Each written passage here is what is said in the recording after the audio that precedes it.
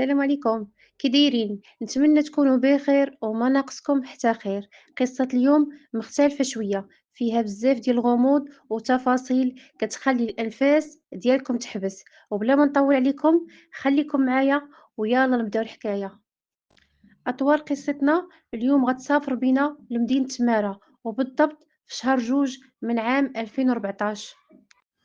قضية غريبة نهايتها كانت صادمة. في واحد الصباح بكري عامل بناء كان متوجه للشانطي فين كيخدم، وهو في طريقه لقى سداري مرمي شكله عادي وما بين فيه حتى حاجة مشبوهة. قال مع راسو بلي شي واحد تخلص منه حيت ما بقاش محتاجه، وبحكم انه كان محتاج شي حاجة يتفرشها وتدفيه من البرودة ديال الارض، فرح بالسداري، هزو وداه البيت فين كيسكن، خلاه تما كمل طريقه الخدمة عادي بلا ما يشك في حتى شي حاجة. في العشية ملي رجع من خدمتو تعشى وتكى نعس فوق داك السداري، ولكن في الليل بدا كيحس بريحة خايبة وخانزة خارجة منه. قال ربما السداري موسخ ولا شي حاجة قيصاه فيها الريحة. جاب مواد منظفة وبدا كيمسحو، ولكن الريحة بقات كما هي. في الصباح خرج عادي لخدمته وخلى السداري في الشمس على امل الريحه تحيد، ولكن فاش رجع في العشيه تفاجأ باللي الريحه عما زادت تجهدات. هنا قرر يحل السداري ويقلب فيه باش يعرف منين جات هاد الريحه، وهنا كانت الصدمه. لقى جثه ديال الراجل ملفوفه في بلاستيك ومخشيه وسطه، وبلا ما يتردد ولا يضيع الوقت خرج كيجري وتوجه مباشرة لأقرب مركز شرطة وخبرهم داكشي اللي لقاه. وهنا غتبدا فصول قضية هزات مدينة تمارا. مباشرة من بعد ما سمعوا أقوال عامل البناء، البوليس طلبوا منه يوريهم البلاصة بالضبط في لقى السداري. هزوه معاهم ورجعوا نفس المكان اللي كان مرمي فيه. من بعد داروا بحث في الشارع وبداو كيسولوا الجيران ديال المنطقة واش شي واحد شاف سداري ولا شاف شكون حطو تما ولا شي حاجة مشبوهة وقعات في داك النهار. ولكن الجواب كان واحد عند الجميع، حتى واحد ما عرف شي حاجة وما شافوش شكون حطو في داك البلاصة. هنا البوليس غيتأكدوا بلي هاد المسار ما غيعطيش نتيجة، وقرروا ياخدوا منحى آخر في التحقيق. بداو كيقلبوا على المحلات التجارية اللي كاينين في المنطقة، خصوصا اللي عندهم كاميرات المراقبة، على أمل تكون شي كاميرا شدات الشخص ولا الأشخاص اللي جابوا السداري وحطوه في داك البلاصة. ومن هنا التحقيق غيدخل لمرحلة أدق، وكل تفصيل صغير ولات عنده أهمية كبيرة.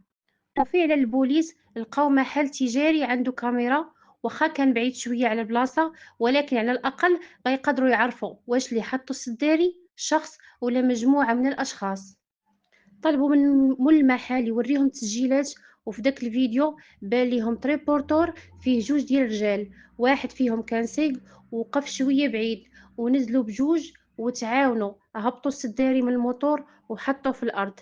من بعد الشخص اللي كان مع السائق عطاه فلوس، وغالبا هذيك غتكون الاجره ديالو باش يوصل هذيك البلاصه. الشخص الثاني بقى شويه حدا السداري شاعل كارو كيشوف يمين ويسار، ومن بعد مشى فحالو وغبر ليه الآثار من داك الشارع. هنا السيناريو ولا واضح عند رجال الأمن، كاين نقل متعمد الجثة ومحاولة للتخلص منها في مكان بعيد عن الأنظار. من بعد هاد المعطيات البوليس غيطلقوا عامل البناء يمشي فحالو، ولكن نبهوا عليه باش يبقى تحت المراقبة وما يغبرش، ووقت ما احتاجوه غيتصلوا به. للأسف رغم التسجيل البوليس ما قدروش يتعرفوا على الأشخاص اللي بانوا في الكاميرا، حيث الكاميرا كانت بعيدة بزاف وما شداتهمش مزيان. الجثة دازت من بعد التشريح الطبي، والنتائج بينات باللي سبب الوفاة هو تلقي الضحية العديد من الطعنات في الظهر والبطن، وبينات كذلك باللي الضحية راجل كيتراوح العمر ديالو تقريبا 40 عام. ونظرا لكون الجثة كانت في مرحلة متقدمة من التحلل ما كانش ممكن التعرف على الهوية ديالها، وهذا الشيء صعب بزاف عملية البحث وعقد التحقيقات. من هنا البوليس بداو مرحلة جديدة للبحث على هوية الضحية. تواصلوا مع مصلحة المتغيبين وراجعوا بلاغات الاختفاء وبداو كيقارنوا المعطيات المتوفرة مع مواصفات الضحية على أمل يوصلوا الخيط يقودهم للحقيقة والهوية ديال الضحية. من خلال بيانات الاختفاء وبعد مقارنتها مع صورة الضحية غيلقاو راسهم قدام محمد موظف في تمارة، وباش يتأكدوا من الشك ديالهم غيتواصلوا مع العائلة ديالو وغيطلبوا منهم يجيو يشوفوا ولدهم ويتعرفوا عليه. عائلة محمد كانوا داروا بلاغ اختفاء قبل أسبوع بعد ما ولدهم خرج ومبقات عندهم عليه حتى خبار، وحتى من تليفونو غيطفى، الشي اللي موالفش ليه، وهذا الشي غيخليهم يخافوا ويمشيو في البلاصة يديروا عليه بلاغ اختفاء. عائلة محمد مشات رفقة البوليس لمستودع الأموات والقلب عامر بالخوف والترقب، وفاش وصلوا للبلاصة وشافوا الجثة ما بقى عندهم حتى شك، تعرفوا عليه وأكدوا باللي هو فعلا محمد ولدهم اللي كانوا مدة كيقلبوا عليه وبلا نتيجة. الصدمة كانت قوية وقاصحة بزاف، خصوصا ملي عرفوا أن محمد ما ماتش موتة طبيعية ولكن راح ضحية ديال جريمة القتل. في ديك اللحظة تبدل الحزن بغضب وبداو كيطالبوا بفتح تحقيق معمق باش يعرفوا شكون قتل ولدهم وياخدوا الحق ديالو. محمد كان عنده 41 عام، موظف، عمره تزوج وكان عايش مع والديه، معروف بالهدوء وحياته بسيطة، وما كان حتى شي حد واحد غيتوقع أن نهايته تكون بهاد الطريقة القاسية. منين تأكدت الشرطة من هوية الضحية وأن الجثة هي فعلا ديال محمد، رجال الشرطة ما وقفوش هنا، بالعكس وسعوا دائرة البحث وبداو خدامين بخطة دقيقة. خداو أقوال الأصدقاء والمعارف ديالو، سولوهم عليه، قلبوا في البلايص اللي كان كيتردد عليها وحتى الناس اللي كان كيعاشرهم من قريب ولا من بعيد، ولكن هادشي كامل ما غيبين ليهم حتى خيط. ومع مرور الوقت البوليس غيفهموا باللي الجواب ديالهم ما غيكونش هنا ولكن في الهاتف ديال محمد. هنا غيقرروا يدخلوا لمرحلة أخرى في البحث، غيتصلوا بشركة اتصالات ويطلبوا منهم كشف مفصل بجميع المكالمات الصادرة والواردة وحتى الرسائل في الأيام الأخيرة قبل الاختفاء ديالو. تفحصوا الأرقام واحد واحد حتى غيوقفوا عند واحد الرقم اللي شد الانتباه ديالهم. آخر مكالمة دارها محمد قبل ما يختفي كانت مع رقم ديال واحد السيدة، الاسم اللي خرج في الكشف حياة، والمدينة فين كاينة بوزنيقة. هاد المعطى قلب الموازين، وفي صباح اليوم الموالي تنقلات فرقة البحث من تمارة لبوزنيقة، ولكن بهدوء وبلا ما تثير الشك. ما مشاوش مباشرة عند السيدة حياة، بل بداو كيتبعوا الهاتف ديالها تقنيا وكيشوفوا التحركات ديالها والأماكن اللي كتواجد فيها. دازت المراقبة أيام، البوليس كيراقبوها عن بعد، فين كتخرج، مع من كتجلس، واش كاين شي تصرف مريب من عندها، وواش الهاتف ديالها كيتحرك في مناطق مشبوهة. كل خطوة كانت محسوبة حيث أي خطأ صغير يقدر يضيع عليهم الحقيقة كاملة. وهنا بدات الخيوط الأولى ديال القضية كتبان، وهاد الاسم حياة مبقاش غير رقم في الهاتف، ولا مفتاح لغز كبير كان مخبي ورا الاختفاء ديال محمد. فعلا من خلال التفتيش الدقيق في هاتف الضحية البوليس غيطيحوا على معطى خطير ما كانش في الحسبان. وسط الرسائل لقاو رسائل صوتية جاية من عند حياة، النبرة ديالها كانت واضحة، كلام فيه ود وقرب، وحتى عبارات كتأكد بلي كاينة علاقة عاطفية بين محمد وحياة. هذا الاكتشاف خلى الشك يتحول ليقين، مبقاش غير رقم في الكشف ديال المكالمات ولكن شخص عنده ارتباط مباشر بالضحية. في هذه اللحظة البوليس ما ضيعوش الوقت، شدوا حياة وجابوها معاهم للدائرة باش يفتحوا تحقيق رسمي. جلسات قدامهم وبداو كيسولوها على طبيعة العلاقة بينها وبين محمد، ولكن حياة ببرود غريب بدات كتنكر كل شيء. قالت ما كتعرفوش وما كان حتى شي علاقة بيناتهم، وحتى الرسائل الصوتية حاولت تقلل من قيمتها وتقول بلي ما عندها حتى معنى، يعني ما كانتش معاه في علاقة. وفي نفس اللحظة اللي كان التحقيق خدام دخل واحد ضابط وطلب يهضر مع الفريق ديالو وبلغهم باللي الفرقة الأخرى تعرفات على مول تريبورتور اللي بان في الفيديو ديال الكاميرا المراقبة، وأنه دابا خارج مع دورية باش يجيبوه للدائرة. دقائق قليلة ودخل راجل الدائرة، جلسوه ووراوه الفيديو اللي كيبان فيه بوضوح هو كينزل السداري من تريبورتور، وسولوه شكون السيد اللي كان معاك. السيد كان مخلوع، تنهد شوية ومن بعد بدا كيهضر. قال ليهم بلي واحد الصباح اتصل بيه واحد السيد من المعارف ديالو كيسكن في حي الامل في بوزنيقة، نفس الحي اللي ساكنه فيه حياة. طلب منه يجي يحول معاه الداري لمدينة تمارة، وقال ليه بلي باغي يديه عند شي معارف ديالو وغنعطيك الثمن اللي غطلب مني. كمل كلامه قال ليهم تفاهمنا على الثمن، مشيت عنده وهزيت معاه السداري وفعلا وصلناه للبلاصه اللي عطاني. منين سالينا خلصني ومشيت في حالي وما عرفت حتى شي حاجه اخرى. هاد التصريح زاد عقد القضية وخلى الإنكار ديال الحياة يبان مهزوز، حيت الخيوط كلها بدات كتشير لنفس العنوان، نفس المدينة ونفس الأسماء. وهنا التحقيق دخل لمرحلة أخطر، والبوليس ولاو متأكدين بلي الحقيقة قريبة ولكن مخبية وراء أكاذيب كثيرة. في ديك اللحظة البوليس غينتقلوا للمنزل ديال حياة وهشام، وأول ما دخلوا غيلاحظوا بالصالون أن سداري ناقص، وماشي أي سداري، نفس اللون ونفس الشكل اللي تلقات فيه الجثة. هنا البوليس غيتبادلوا النظرات وعرفوا بلي القصة بدات كتبان. داروا مقارنة بين الصور، القياسات وحتى الأثر اللي باين في بلاصتو، كلشي كان بالطابق. رجعوا حقوا مع حياة وهشام ومولت ريبورتور مرة أخرى، ولكن هاد المرة الأسئلة كانت ضاغطة وكل جواب كيدخل في بعضه. مولت ريبورتور كان خايف بزاف، وحياة غير كتشوف، وهشام كان عرقان وبدا كيدخل ويخرج في الهضرة ديالو. البوليس هنا كان صابر كيسجل وكيسمع وملاحظ التناقضات ديالهم.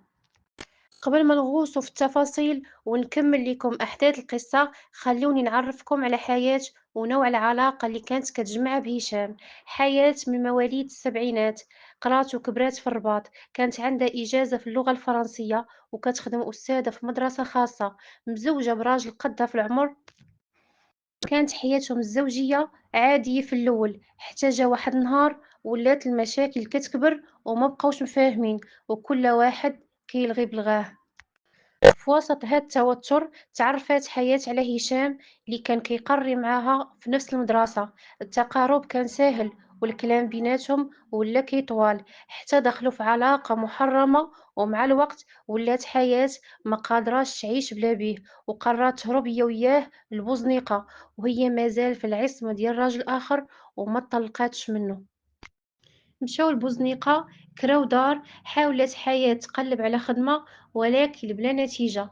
من هنا جاتها فكرة دير سوايع في الدار لوليدات الحومة، هي تقريهم الفرنسية وهشام الرياضيات وباقي المواد. الجيران ما كان في بالهم حتى شي حاجة. بالنسبة لهم حياة وهشام زوجين عاديين، وعمرهم بشكوا بأن العلاقة بيناتهم محرمة.